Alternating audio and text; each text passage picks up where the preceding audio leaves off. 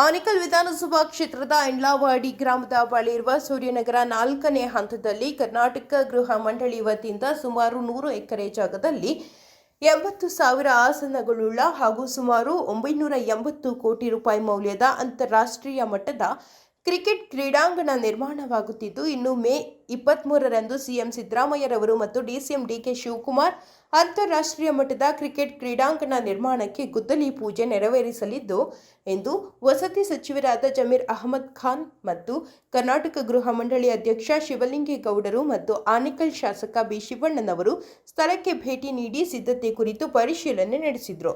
ಜೊತೆಗೆ ಕಾರ್ಯಕ್ರಮವು ಸುಸೂತ್ರವಾಗಿ ನಡೆಯಲು ಹಮ್ಮಿಕೊಂಡಿರುವ ಕ್ರಮಗಳ ಬಗ್ಗೆ ಅಧಿಕಾರಿಗಳ ಜೊತೆಗೆ ಚರ್ಚೆ ನಡೆಸಿದರು. ಜನ ಜೋಶಲ್ಲಿ ಏನಂದರೆ ಭಾಳ ವರ್ಷದಿಂದ ಈ ಭಾಗದಲ್ಲಿ ರೈತರಿಗೆ ಕನಸಿತ್ತು. ಆ ಕನಸನ್ನು ನೆನೆಸಾಗಿದೆ.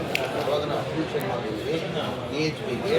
ಆವಾಗ ರೈತರಿಗೆ ಒಳ್ಳೆ ಸ್ಟೇಡಿಯಂ ಮಾಡಬೇಕಿತ್ತು, ಅದ್ರ ಜೊತೆ ಒಂದು ಸ್ಕೂಲ್ ಬರಬೇಕಂತ ಇವೆಂಟ್ ಅವ್ರು ಭಾಳ ಕನಸಿತ್ತು. ಆ ಕನಸನ್ನು ರೈತರ ಕನಸು ಅದು ನೆನೆಸಾಗ್ತಾ ಇದೆ. ಆ ಗುದ್ಲಿ ಪೂಜೆನ 23ನೇ ತಾರೀಕು ನಾವು ಸರ್, ನಿನ್ನೆ KRS ಪಕ್ಷದವರು ಕೂಡ ಒಂದು ಸಂಘಟನೆಗಳಿಂದ ಇಲ್ಲಿ ಕ್ರೀಡಾಂಗಣ ಬೇಡ, ಅರಣ್ಯ ಪ್ರದೇಶಕ್ಕೆ ಹೊಂದ್ಕೊಂಡಿರೋದು ಕಾರಣಕ್ಕೋಸ್ಕರ ಕಾಡು ಪ್ರಾಣಿಗಳಿಗೆ KRS ಕರ್ನಾಟಕ ರವಿ ಕೃಷ್ಣಾರೆಡ್ಡಿ ಈಗ ರೈತರು ಮುಖ್ಯನಾ ಅವ್ರ ಮುಖ್ಯ?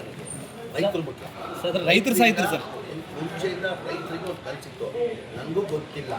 ನಾನು ವಸತಿ ಸಚಿವನಾದಮೇಲೆ ನಮ್ಮ ಒತ್ತಡ ಮಾಡಿದ್ದು ನಮ್ಮ ಮಾಜಿ ಲೋಕಸಭಾ ಸದಸ್ಯರಾದಂಥ DK ಶಿವಕುಮಾರ್ ಅವರು, ಆಮೇಲೆ ನಮ್ಮ ಸಂಸದರಾದಂಥ ಶಿವಣ್ಣ ಅವರು 10 ಬಾರಿ ಮೀಟಿಂಗ್ ಮಾಡಿದ್ದಾರೆ.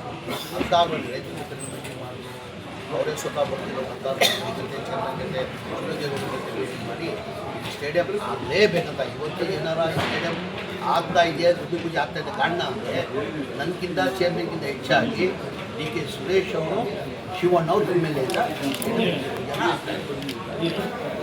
ಸರ್. ಈಗ ಇದು ಮೀಸಲು ಕ್ಷೇತ್ರ, ಡಾಕ್ಟರ್ BR ಅಂಬೇಡ್ಕರ್ ಅವರ ಹೆಸರನ್ನು ಇಡಬೇಕು ಅಂತ ಈಗಾಗಲೇ ಚರ್ಚೆಗಳು ಶುರುವಾಗಿದ್ದಾವೆ. ಇಡೋದು ಯಾವಾಗ ಸ್ಟೇಡಿಯಂ ಎಲ್ಲ ಕಂಪ್ಲೀಟ್ ಆಗಿ ಉದ್ಘಾಟನೆ ಮಾಡ್ತೀವಿ. ಆ ಟೈಮಲ್ಲಿ ತೀರ್ಮಾನ ಮಾಡ್ತೀವಿ. ಒಳ್ಳೆ ಸಲಹೆ ಕೊಡ್ತೀರಾ. ಬಾಬಾ ಸಾಹೇಬ್ ಅಂಬೇಡ್ಕರ್ ಭಾರತದ ಸಂವಿಧಾನ ಶಿಲ್ಪಿ ಬಾಬಾ ಸಾಹೇಬ್ ಅಂಬೇಡ್ಕರ್ ಒಬ್ಬ ಸಾಮಾನ್ಯ ಮಂತ್ರಿ. ಅವರಿಗೆ ಒಂದು ಸಮಾಜಕ್ಕೆ ಸಿಗುತ್ತಿಲ್ಲ, ಎಲ್ಲ ಸಮಾಜ ವರ್ಗವು ನಾಯಕರಾಗಿದ್ದಾರೆ. ಅವ್ರ ಹೆಸರು ನನಗೂ ತುಂಬ ಖುಷಿನೇ. ಓಪನಿಂಗಲ್ಲಿ ಎಲ್ಲ ಉದ್ಘಾಟನೆ ಮಾಡುವಾಗ ಎಲ್ಲ ಕಂಪ್ಲೀಟಾಗಿ ಉದ್ಘಾಟನೆ ಮಾಡುವಾಗ ನಾವು ಸರ್, ಸುಪ್ರೀಂ ಕೋರ್ಟ್ ಕೇಸ್ ಒಮ್ಮೆ ಹೇಳಿದೆ ಸರ್, ಈ ಒಂದು ಕ್ರೀಡಾಂಗಣದಲ್ಲಿ ಒಟ್ಟು ಎಷ್ಟು ಎಕರೆ ಜಾಗ ಜೊತೆಗೆ ಟೋಟಲ್ 100 ಎಕರೆ ಜಾಗದಲ್ಲಿ 100 ಎಕರೆ ಎಲ್ಲ 100 ಎಕರೆ ಟೋಟಲ್ 25 ಎಕರೆದಲ್ಲಿ ಯೂಸ್ ಮಾಡ್ತೇವೆ. ಟೋಟಲ್ 100 ಎಕರೆ ನಮ್ಮ ಪ್ಲ್ಯಾನ್. 100 ಎಕರೆ ಜಾಗದಲ್ಲಿ ಇಂಟರ್ನ್ಯಾಷನಲ್ ಸ್ಟೇಡಿಯಂ ಅಂತ ಅಂದರೆ 80,000 ಕೆಪಾಸಿಟಿ ಸ್ಟೇಡಿಯಂ. ಈಗ ನೀವು ಇದನ್ನು ನೋಡಿ, ಹೈಯೆಸ್ಟ್ ನನ್ನ ಇಂಡಿಯಾದಲ್ಲಿ ಹೈಯೆಸ್ಟ್ 2ನೇದಾಗ್ತದೆ. ಗುಜರಾತಿನ 80,000 ಇಲ್ಲ 99,000 ಅದಾದಮೇಲೆ ಯಾವುದೇ ಬೇರೆ ರಾಜ್ಯದಲ್ಲಿ ನಮ್ಮ ರಾಜ್ಯದಲ್ಲಿ 80,000 ಕೆಪಾಸಿಟಿ ಸ್ಟೇಡಿಯಂ ಬರ್ತಾರೆ. ಅದ್ರ ಜೊತೆಲಿ ಬರೀ ಒಂದೇ ಸ್ಪೋರ್ಟ್ಸ್ ಇಲ್ಲ, 27 ಸ್ಪೋರ್ಟ್ಸ್, ಆಲ್ ಸ್ಪೋರ್ಟ್ಸ್, ಹಾಕಿಯಲ್ಲಿ, ಬ್ಯಾಡ್ಮಿಂಟನ್, ಎಲ್ಲ ಥರ ಎಲ್ಲ ಸ್ಪೋರ್ಟ್ಸ್ 27 ಸ್ಪೋರ್ಟ್ಸ್ನಲ್ಲಿ ಬರ್ತದೆ. ಸರ್, ಈಗ ಸುಪ್ರೀಂ ಕೋರ್ಟಲ್ಲಿ ಕೇಸ್ ಇದೆ, ಆದರೂ ಸಹ ಕ್ರೀಡಾಂಗಣ ಮಾಡಕ್ಕೆ ಹೊಂಟಿದ್ದಾರೆ ಅಂತ. ಯಾವ ಸುಪ್ರೀಂ ಕೋರ್ಟಲ್ಲಿ ಕೇಸ್? ಅದು ಚದರಾಡಿ ಸರ್, ಮೀಸಲು ಕ್ಷೇತ್ರ ಮೀಸಲು ವಿಚಾರವಾಗಿ ಬನ್ನೇರುಘಟ್ಟ ಅರಣ್ಯ ವಲಯಕ್ಕೆ ಇದು ಹೊಂದ್ಕೊಂಡಿರೋದ್ರಿಂದಾಗಿ ಅದು ನಮ್ದಲ್ಲ, ಅದು ಫಾರೆಸ್ಟ್ ಹೌದು. ಇದಕ್ಕೆ ನಮಗೆ ಸಂಬಂಧ ಇಲ್ಲ. ಯಾಕೆ ಆನೆಗಳ ಕಾರಿಡಾರ್ ಇದು ಸೂರ್ಯ ಸಿಟಿ ಫಸ್ಟ್ ಫೇಸ್ ಇಲ್ಲಿ, ಸೆಕೆಂಡ್ ಫೇಸ್ ಇಲ್ಲಿ, ಥರ್ಡ್ ಫೇಸ್ ಇಲ್ಲಿ, ಫೋರ್ತ್ ಫೇಸ್ ಇಲ್ಲಿ, ಅದಕ್ಕೆ ನಮಗೆ ಸಂಬಂಧ ಇಲ್ಲ ಸರ್. ಅದು RCB ಮ್ಯಾಚ್ ಇರುವಾಗ ಘಟನೆ ಆಗಿರೋದು ನಮಗೆಲ್ಲ ಗೊತ್ತಿದೆ. ಈಗ ಬೆಂಗಳೂರು ಭಾಳ ಎತ್ತರದಲ್ಲಿ ಬೆಳೆದಿದೆ. ಜನ ಬಯಸ್ತಾ ಇದ್ದಾರೆ. ಜನ ಎಷ್ಟು ಖುಷಿ ಪಡ್ತಾರೆ ಗೊತ್ತಾ? ಇದು ಸೋಷಿಯಲ್ ಮೀಡಿಯಾ ನೋಡ್ತಿರಲ್ಲ ಗೊತ್ತಿಲ್ಲ. ಸೋಷಿಯಲ್ ಮೀಡಿಯಾದಲ್ಲಿ ಲಕ್ಷಾಂತರ ಜನ ಎಲ್ಲ ಎಷ್ಟೋ ಬಾರಿ ನಾವು ಅವತ್ತು ಬಂದು ಒಂದು ಪ್ರೆಸ್ ಮೀಟ್ ಮಾಡಿದ್ದು, ನನ್ನ ಅನಿಸಿಕೆ 2 ಮಿಲಿಯನ್ ಜನ ಲೈಕ್ ಮಾಡಿದ್ದಾರೆ. 2 ಮಿಲಿಯನ್ ಜನ ಲೈಕ್ ಮಾಡಿದ್ದಾರೆ. ಸರ್, ನಮ್ಮ ತಾಲೂಕಲ್ಲಿ ಕ್ರೀಡಾಂಗಣ ಆಗ್ತಾ ಇರೋದು ನಾವು ಮಾಧ್ಯಮದವರಾಗಿ ನಮಗೂ ಕೂಡ ಖುಷಿ ಇದೆ. ಅಂತಾರಾಷ್ಟ್ರೀಯ ಕ್ರೀಡಾಂಗಣ ಅಂತ ಹೇಳಿದ್ರೆ ನಮಗೆ ಅದ್ರ ಬಗ್ಗೆ ಹೆಮ್ಮೆ ಇದೆ. ಆದರೆ ನಿನ್ನೆ ಬೆಂಗಳೂರಲ್ಲಿ ಸುಪ್ರೀಂ ಕೋರ್ಟಲ್ಲಿ ದಾವೆ ಹೂಡಿದ್ದೀವಿ ಅಲ್ವಾ? ಅಂದರೆ ಇದಕ್ಕೋಸ್ಕರ ಪತ್ರಿಕಾಗೋಷ್ಠಿ ಮಾಡಿ ಹೇಳಿದ್ದಾರೆ. ಸಂಬಂಧ ಇಲ್ಲ. ಸೂರ್ಯ ಸಿಟಿ ನಮ್ಗೆ ಏನು KHB ಲ್ಯಾಂಡ್ ಇದೆ ನಮಗೆಲ್ಲ ಕ್ಲಿಯರ್ ಮಾಡ್ತಾರೆ. ಅದಕ್ಕೂ ಕಾಲೇಜು ಯಾವ ಸಂಬಂಧನೂ ಇಲ್ಲ, ಅದಕ್ಕೂ ಇದಕ್ಕೂ ಯಾವ ಲಿಟಿಗೇಷನ್ ಇಲ್ಲ. ಇದೇ ಸಪ್ರೇಟ್ ಸರ್. ಇದು ಸಪ್ರೇಟೇ. ಆದ್ರೆ ಅವ್ರು ಹೇಳ್ತಾ ಇರೋದೇನು ಅಂದ್ರೆ ಅರಣ್ಯ ಇಲಾಖೆ ಅವ್ರಿಗೆ ಗೊತ್ತಿಲ್ಲ, ಮಾಹಿತಿ ಇಲ್ಲ ಇದ್ದಂಗಿದೆ. ಅವ್ರಿಗೆ ಮಾಹಿತಿ ಇದ್ದಂಗಿಲ್ಲ, ಬಫರ್ ಝೋನ್ ಒಳಗಡೆ ಬರುತ್ತೆ. ಕಾಡಿಗೆ ಪ್ರಾಣ ಪ್ರಶ್ನೆಗೆ ಅವ್ರಿಗೆ ಮಾಹಿತಿ ಇದ್ದಂಗಿಲ್ಲ. ಅವ್ರ ಜೊತೆ ಒಂದು ಮೀಟಿಂಗ್ ಮಾಡ್ತೀವಿ ನಾವು, ಚೇರ್ಮನ್ ನಾವು ಸೇರಿ ಅವ್ರ ಜೊತೆ ಒಂದು ಮೀಟಿಂಗ್, ಅವ್ರ ಮಾಹಿತಿ ಇದ್ದಂಗಿಲ್ಲ. ಬಂದಿದ್ರು ನಾವು ಹೇಳಿ ಕಳಿಸ್ತೀವಿ. ಪತ್ರಿಕೆಯಲ್ಲೂ ನಮ್ಮ ಲಾಯರ್ಸಲ್ಲೂ ನಮ್ಮ ಒಂದು ಕನ್ವಿನ್ಸ್ ಆಗಿ ಹೋದ್ರು. ಅಧ್ಯಕ್ಷರ ನಿನ್ನೆ ಮತ್ತೆ ಬೆಂಗಳೂರಲ್ಲಿ ಒಂದು ಮಾಧ್ಯಮಗಳಿಗೆ ಮತ್ತೆ ಹೇಳಿದ್ದಾರೆ, ನಾವು ಹೇಳ್ತಿರ್ತಾರೆ ಸರ್. ಅದಕ್ಕೋಸ್ಕರ ನಾವು ಕೇಳಿದ್ವಿ. ಆಯ್ತು, ಅವ್ರ ಜೊತೆ ಮಾತಾಡ್ತೀವಿ. ಮೈಕ್ ಮೈಕ್ ನೀನೇ ಮಾತಾಡ. ಮೈಕ್ ಸರ್ ಒಂದೇನು ಗೊತ್ತಾ ಸರ್ ಕ್ಲಿಪ್ ಆಗ ಮಾಡಿ ಸುಪ್ರೀಂ ಕೋರ್ಟ್ ನಾವು ಹೋಗಿದ್ದೀವಿ ಅಂದ್ರೆ ನಿನ್ನೆ ಬೆಂಗಳೂರಲ್ಲಿ ಹೇಳಿದ್ದಾರೆ, ಇಲ್ಲ ನೀವು ಪತ್ರಿಕಾಗೋಷ್ಠಿ ಆದ ನಂತರ ಅವ್ರು ಸಂಜೆ ಅಲ್ಲಿ ಕೂಡ ಮಾತಾಡ್ತಾರೆ. ಅವರು ವಕೀಲರು ಅರಣ್ಯ ಇಲಾಖೆ ಬಫರ್ ಝೋನ್ ಎಲ್ಲ ಅಧಿಕಾರಿಗಳು ಪ್ರತಿಯೊಂದು ಕೂಡ ಪರಿಶೀಲನೆ ಮಾಡಿ ಸಾಧಕ ಬಾಧಕಗಳೆಲ್ಲ ನೋಡಿ ಇದನ್ನು ತೀರ್ಮಾನ ಮಾಡಬೇಕು. ಜಾಗ ಆ ಜಾಗಕ್ಕೂ ಕೂಡ ಅರಣ್ಯ ಪ್ರದೇಶಕ್ಕೂ ಕೂಡ ಸಂಬಂಧ ಇದೆ. ಇಲ್ಲಿ ಏನು ಮಾಡ್ತಾ ಇದ್ದಾರೆ ಅಂತ ಹೇಳಿದ್ರೆ, ಈ ಭಾಗದಲ್ಲಿ ಸ್ಟೇಡಿಯಂ ಆಗ್ತಾ ಇದೆ ಅಂತೇಳಿ ಹೊಟ್ಟೆಗುರಿಗೋಸ್ಕರ ಕೆಲವರು, ಎಲ್ಲರೂ ಅಲ್ಲ, ಒಂದಷ್ಟು ಜನ ರಾಜಕೀಯ ಕಾರಣಕ್ಕೋಸ್ಕರ ಇದೆಲ್ಲ ಮಾಡ್ತಾ ಇದ್ದಾರೆ. ಅಭಿವೃದ್ಧಿ ಆಗ್ಬಿಡ್ತದೆ ಹಂಗೆ ಹಿಂಗೆ ಅಂತೇಳಿ ಅಭಿವೃದ್ಧಿ ಆಗ್ಬಿಡ್ತದೆ ಅಂತೇಳಿ ಅವ್ರು ಹೊಟ್ಟೆಗುರಿಗೆ ಮಾಡ್ತಾ ಇದ್ದಾರೆ. ಅದು ಅವರವರ ವೈಯಕ್ತಿಕ ಆದದ್ದು ನಮಗೆ ಸಂಬಂಧ. ಬೆಳೀತಾ ಇರ್ತಕ್ಕಂಥ ನಗರ ಯಾವುದಾದ್ರೂ ಇದ್ದರೆ ಅದು ಬೆಂಗಳೂರು ಅಂತಕ್ಕಂಥದ್ದು ಇವತ್ತು ಇಡೀ ಪ್ರಪಂಚದಲ್ಲಿ ಹೆಸರುವಾಸಿಯಾಗಿದೆ. ಅದಕ್ಕೆ ಒಂದು ಹಿಂದಿನ ಕಾಲದಲ್ಲಿ ಅವತ್ತಿನ ಜನಸಂಖ್ಯೆಗೆ ಅನುಗುಣವಾಗಿ ಏನೊಂದು ಸ್ಟೇಡಿಯಮನ್ನು ಕಟ್ಟಿದ್ದು ಆರ್ಥಿಕ ಸಿಟಿ ಆಗಿದೆ. ಅಲ್ಲಿ ಆಗಲೇ ಅವಘಡಗಳನ್ನ ನೋಡಿದ್ವಿ. ಅವಘಡ ಆದಮೇಲೆ ಸನ್ಮಾನ್ಯ ಮುಖ್ಯಮಂತ್ರಿಗಳು ಡಿ.ಕೆ. ಶಿವಕುಮಾರ್ ಉಪಮುಖ್ಯಮಂತ್ರಿಗಳು ಎಲ್ಲ ಸೇರಿ ಇಲ್ಲಿ ಬೆಂಗಳೂರು ಹೊರವಲಯದಲ್ಲಿ ಒಂದು ಕ್ರೀಡಾಂಗಣವನ್ನು ಕಟ್ಟಬೇಕು ಅಂತ ಹೇಳಿ ನಮ್ಮ ಸಚಿವರ ಜೊತೆ ಶ್ರೀರಾಮುಲು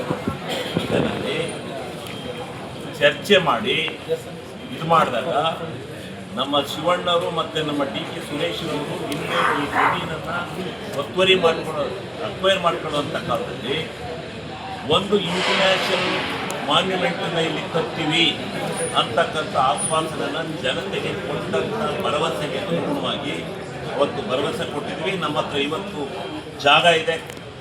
ರೈತರು ಆ ಜಾಗವನ್ನು ಈ ಸ್ಟೇಡಿಯಂಗೆ ಅಂತ ರಿಸರ್ವ್ ಮಾಡಿದ್ದಾರೆ.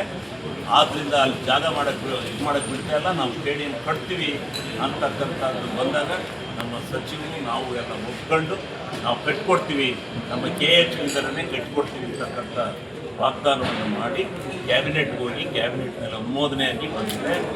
ಬೆಂಗಳೂರಿನಲ್ಲಿ ಇವತ್ತು ಕ್ರಿಕೆಟ್ ಆಡ್ತಾ 25,000 ಜನ, ಬೆಂಗಳೂರು ಜನಸಂಖ್ಯೆ ಕೋಟಿ ಮಕ್ಕಳನ್ನು ಅರ್ಥ ಮಾಡ್ತೀವಿ. ಅದರಿಂದ ಇಂಟರ್ನ್ಯಾಷನಲ್ ಏರ್ಪೋರ್ಟ್ ಈ ಹೊರವಲಯಕ್ಕೆ ಬಂದದ್ದು ಸೂಕ್ತ ಇದೆ. ಯಾರೋ 4 ಜನ ಮಾತಾಡ್ತಾರೆ ಅಂತ ನಿಮ್ಮ ಆತ್ಮಸಾಕ್ಷಿಯಾಗಿ ಹೇಳಿ, ಬೆಂಗಳೂರಿನಲ್ಲಿ ಎಲ್ಲ ಜನನು ಕೇಳಿ ಏನು ಹೇಳ್ತಾರೆ ಜನ. ಇವತ್ತು ಎಲ್ಲ ನಡೀತಾ ಇದೆ, ಅದ್ದೂರಿಯಾಗಿ ನಡೆಯುತ್ತೆ. ಒಳ್ಳೆ ಇಂಟರ್ನ್ಯಾಷನಲ್ ಸ್ಟೇಡಿಯಂನ ಗುಜರಾತ್ ಬಿಟ್ಟರೆ ಇದೆ ಕರ್ನಾಟಕದಲ್ಲೇ ಫಸ್ಟ್ ಅಂತಕ್ಕಂಥ ಹೆಸರು ಬರುತ್ತೆ. ಯಾರು ಎಲ್ಲ ಸ್ವಲ್ಪ ಜನ ತಲೆ ಏನೋ ರಾಜಕೀಯ ದ್ವೇಷ ಅದಕ್ಕೆ ಮಾಡ್ಕೊತಾರೆ, ಅದಕ್ಕೆಲ್ಲ ನಾವು ಈಗ ಕೇರ್ ಮಾಡೋಲ್ಲ.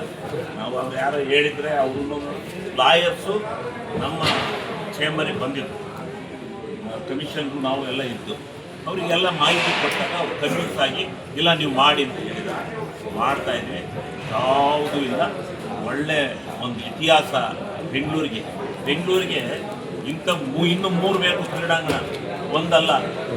ಬೆಳೆದಿರೋ ಜನಸಂಖ್ಯೆಗೆ ಇನ್ನೂ 3 ಬೇಕು, 4 ದಿಕ್ಕಿಗೂ 4 ಬೇಕು ಬೆಂಗಳೂರಿಗೆ ಕ್ರೀಡಾಂಗಣಗಳು. ಏನು ಅಂತ ತಿಳ್ಕೊಂಡಿದ್ದಾರೆ ಬೆಂಗಳೂರನ್ನ. ಬೋರ್ಡಲ್ಲಿ ಬೆಳೀತಾ ಐತೆ ಅಂತ ಅಂದಾಗ ಇದ್ರ ಬಗ್ಗೆ ಏನೇನೋ ಸಣ್ಣದಲ್ಲಿ ಕೂತ್ಕೊಂಡು ಕಾಫಿ ಟೀ ಕುಡ್ಕೊಂಡು ಮಾತಾಡೋ ಮಾತುಗಳಲ್ಲ. ಭಾಳ ಅದನ್ನು ಮೊದಲನೇ ಸಾರಿ ನಮ್ಮ ಶಾಸಕ ಸಚಿವರ ನೇತೃತ್ವದಲ್ಲಿ ನಾವು ತಗೊಂಡಿದ್ದೀವಿ, ಅದನ್ನು ಪೂರೈಸ್ತೀವಿ, ಅದಕ್ಕೆ ಇತಿಹಾಸ ಸೃಷ್ಟಿಸ್ತೀವಿ. ಅದಕ್ಕೆ ಯಾವುದೇ ಥರದ ವಿಘ್ನ ಇಲ್ಲ. ಎಲ್ಲ ನಾವು ನಕ್ಷತ್ರ ಗಳಿಗೆ ಎಲ್ಲ ನೀವು ಕೇಳಿ ಡೇಟ್ ಇದ್ದೀವಿ, ಒಳ್ಳೆಯದಾಗುತ್ತೆ. ನೀವು ಎಲ್ಲ ಮಾಧ್ಯಮದ ಸಹಕಾರ ಕೊಡಿ, ಎಲ್ಲ ಇಡೀ ಜನ ಬರುತ್ತೆ. ಅವತ್ತು ಜನಸಾಗರ ನೋಡಿರುತ್ತೆ. ಇದು ಅನೌನ್ಸ್ಮೆಂಟ್ ಆದಮೇಲೆ ನೋಡೋಕ್ಕೆ ಅರ್ಧ ಜನ ಬರ್ತಾರೆ, ಎಲ್ಲಿ ಕಟ್ತಾರೆ ಗೊತ್ತಾಗ್ತದೆ. ಆ ಥರ ಇದೆ ಆ ಪ್ಲ್ಯಾನು, ಆ ಎಸ್ಟಿಮೇಟು ನಾವು ಮಾಡಿಸಿರೋದು. ಈಗ ತಾತ್ಕಾಲಿಕವಾಗಿ 1,000 ಕೋಟಿ ಖರ್ಚು ಮಾಡ್ತಿದ್ದೀವಿ, ಇನ್ನೂ ಹೆಚ್ಚಿಗೆ 2,000 ಕೋಟಿ ಖರ್ಚು ಮಾಡಿ ಇಡೀ ಎಲ್ಲೂ ಇರಬಾರ್ದು ಭಾರತ ದೇಶದಲ್ಲಿ ವರ್ಲ್ಡಲ್ಲಿ ಆ ಥರ ಕಟ್ತಾ ಇದ್ದೀವಿ. 27 ಕ್ರೀಡೆಗಳು ಇಲ್ಲಿ ಈ ಏರಿಯಾ ಬೆಂಗಳೂರು ಏನಾಗುತ್ತೆ ಈ ಬೆಂಗಳೂರು ಸೌತ್ ಅನ್ನೋದನ್ನು ಅರ್ಥ ಮಾಡ್ಕೊಂಡಿದ್ದು ಸುಮ್ಮನೆ ಯಾರ್ಯಾರು ಕುತ್ಕೊಂಡಲ್ಲಿ ಕಾಪಿ ಕುತ್ಕೊಂಡು ಅದನ್ನು ಕೆಲಸ ಬಾರ ಮಾತಾಡ್ತಾರೆ ಅಂತ ಹೇಳಿ ಎಲ್ಲರಿಗೂ ಬೆಲೆ ಕೊಡೋದು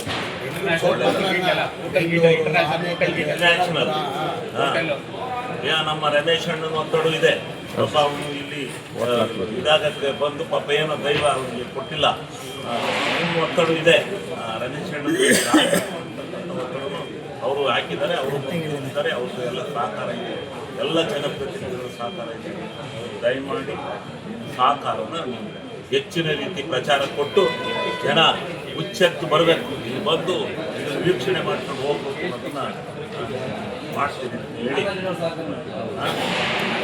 ನಾಗರಾಜಣ್ಣನ ಮೂಲ ಮೂಲ ಎಲ್ರಿಗೂ ಹೇಳ್ಕೊಂಬಂತ ಮಾಧ್ಯಮ ಸ್ನೇಹಿತರು ಬಂದು ದಯಮಾಡಿ ಸಹಕಾರ ಬೆಂಬಲಬೇಕು ಒಳ್ಳೆಯ ಕೆಲಸನ ಮಾಡ್ತಾ ಇದ್ವಿ ಇತಿಹಾಸದಲ್ಲಿ ಯಾರು ಮಾಡಿದ ಕೆಲಸನ ಮಾಡ್ತಾ ಇದ್ವಿ ಯಾರ್ಯಾರು ಕ್ರೀಡಾಪಟುಗಳು ಬರ್ಬೋದು ಕೆಲಸ ಮಾಡ್ತಾ ಇದ್ವಿ ಕ್ರೀಡಾಪಟುಗಳು ಯಾರ್ಯಾರು ಬರ್ಬೋದು ಇಡ್ಲಿ ಪೂಜೆ ಇಲ್ಲ ಈಗ ಮನೆ ಮುಖ್ಯಮಂತ್ರಿಗಳು ಬರ್ತಾರೆ ಉಪಮುಖ್ಯಮಂತ್ರಿಗಳು ಡಿ ಕೆ ಶಿವಕುಮಾರ್ ಅವರು ಬರ್ತಾರೆ ಮಾಜಿ ಲೋಕಸಭಾ ಸದಸ್ಯರು ಡಿ ಕೆ ಶಿವಕುಮಾರ್ ಸುರೇಶ್ ಅವರು ಬರ್ತಾರೆ ಪರಮೇಶ್ವರ್ ಸಚಿವರು ಪರಮೇಶ್ವರ್ ಬರ್ತಾರೆ ಕೃಷ್ಣಬೈರೇಗೌಡರು ಬರ್ತಾರೆ ರಾಮಲಿಂಗ ಬರ್ತಾರೆ ಪ್ರಿಯಾಂಕ್ ಖರ್ಗೆ ಅವರು ಬರ್ತಾ ಇದ್ದಾರೆ ಸಂತೋಷ್ ಲಾಡ್ ಅವರು ಬರ್ತಾರೆ ಸತೀಶ್ ಜಾರಕಿಹೊಳಿ ಬರ್ತಾರೆ ಮಹದೇವಪ್ಪ ಬರ್ತಾರೆ ಎಲ್ಲ ಸಚಿವರು ಬರ್ತಾರೆ ಎಲ್ಲ ಸಚಿವರು ಬರ್ತಾ ಇದ್ದಾರೆ ಕ್ರೀಡಾಪಟುಗೆ ಸರ್ ಕ್ರೀಡಾಪಟು ಕರ್ಸ್ಬೇಕಂತ ಇದ್ವಿ ಗಂಡೂರು ಕಲ್ಗನ್ನ ಕರ್ಸ್ಬೇಕಂತ ಇದ್ವಿ ಎಲ್ಲ ಏನು ಸಲಹೆ ಕೊಟ್ಟಂದ್ರೆ ಇದು ಬುದ್ಧಿ ಪೂಜೆ ಆಗ್ತದೆ ಕಾರಣಕ್ಕೆ ಬೇಡ ನೀವು ಉದ್ಘಾಟನೆಗೆ ಒಳ್ಳೇದು ಎಲ್ಲರನ್ನೂ ಕರೆಸಿ ಮಾಡಿ ಅಂತ ಭಾಳ ಜನ ಸಲಹೆ ಕೊಟ್ಟರು ಆ ಹಿನ್ನೆಲೆ ಗಂಡೂರು ಅವ್ರು ಬರೋಕ್ಕೆ ತಯಾರಾಗಿತ್ತು ಆ ಹಿನ್ನೆಲೆ ನಾವು ಡ್ರಾಪ್ ಮಾಡ್ತೀವಿ ಎಲ್ಲ ಭಾಳ ಜನ ಸಲಹೆ ಕೊಟ್ಟರು ಸರ್ ಇದು ಬರೀ ಬುದ್ಧಿ ಪೂಜೆ ಆಗ್ತಾರೆ ಬುದ್ಧಿ ಪೂಜೆಗೆ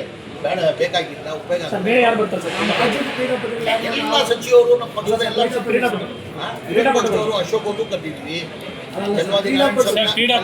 ಸರ್ ಸ್ಪೋರ್ಟ್ಸ್ ಮ್ಯಾನ್ ಯಾರು ಬರ್ತಾರೆ ಸರ್ ಇಲ್ಲ ಯಾರಿಗೂ ಇಲ್ಲ ಏನಕ್ಕಂದ್ರೆ ಬುದ್ಧಿ ಪೂಜೆ ಆಗ್ತಾರೆ ಹಾಗಾಗಿ ಓಪನ್ ಮಾಡುವ ಖರ್ಚು ಸಲಹೆ ನಂದ್ರು ಎಲ್ಲ ಉದ್ಘಾಟನೆ ಮಾಡುವಾಗ ಕರೀರಿ ಎಲ್ಲರೂ ಬ್ಯಾಟ್ ಓಡಿಸೋಣ ಸರ್ ಇದಕ್ಕೆ ಸಂಪೂರ್ಣ ಈಗ ವಸತಿ ಸರ್ ಇದೆ ನಿಮ್ಮ ಇಲಾಖೆಯಿಂದಲೇ ಈ ಒಂದು ನಮ್ಮ KHP KHP